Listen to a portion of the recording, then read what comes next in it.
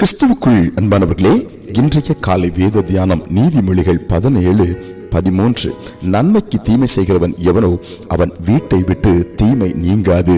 அன்புக்குரியவர்களே, நம்முடைய வீட்டுக்குள்ள நன்மை வாசமாக இருக்க வேண்டும் என்று நன்மைகளின் நாயகன் இயேசு விரும்புகின்றார். ஆனால் ஒரு சில வீடுகளில் தீமை நடந்து கொண்டே இருக்கும். வியாதி ஒரு தீமையாக, கடன் தொல்லைகள் ஒரு தீமையாக, இழப்புகள் ஒரு தீமையாக அவர்களை வாட்டி வதைத்து கொண்டே இருக்கும். எதை தொட்டாலும் நஷ்டம், எதை தொட்டாலும் தீமை. காரணம் என்னவென்றால், தேவன் விரும்பும் நன்மை அவர்களுக்குள் இல்லை என்று அர்த்தம். ஒருவேளை நீங்கள் இன்று தீமையினால் பாதிக்கப்பட்ட ஒரு நபர்களா இருப்பீர்களானால், இந்த காலை நேரத்திலே பரிசுத்த ஆவியானவர் உங்கள் உள்ளத்தை ஆராய்ந்து பார்க்கும்படி அவர் உங்களுக்கு வற்புறுத்துகிறார். தீமையான சுபாவங்கள், தீமையான அனுபவங்கள், தீமையான கசப்புகள், தீமையான செய்கைகள் என் வாழ்க்கையில் இருக்கிறதா என்று ஆராய்ந்து, அப்படி இருக்குமானால் அதை வேரோடு பிடுங்கி எறிந்து நன்மை செய்த இயேசுவை போல நம்முடைய சிந்தையை மாற்றி நன்மைகளுக்கு இடம் கொடுத்து தீமைகளுக்கு விடை கொடுத்து வாழ இயேசு இந்த காலை வேளையில் உங்களுக்கு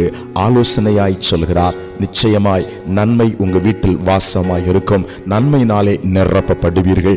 ஜெபம் பண்ணுவோம். எங்கள் பரலோகத்தின் பிதாவே, தீமையோடு மல்லு கட்டி கொண்டு தீமையினால் சீரழிந்து கொண்டிருக்கிற குடும்பங்கள் இந்த ஜெபத்தில் இணைந்திருக்குமானால், இப்பொழுது அந்த தீமைகள் வேரோடு பிடுங்கப்படுவதாக. இயேசுவின் இரத்தத்தின் வல்லமையினாலே அந்த தீமைகள் வேரோடு பிடுங்கி எறியப்படுவதற்காய் ஸ்தோத்திரம். நம்முடைய மக்களை ஆசீர்வதியும். நன்மையினால் அவர்களை நிரப்பி ஜீவனுள்ள நாளெல்லாம் நன்மை அவர்களை தொடர கர்த்தர் கிருபை செய்யும். இயேசுவின் நாமத்தில் ஆமென், ஆமென்.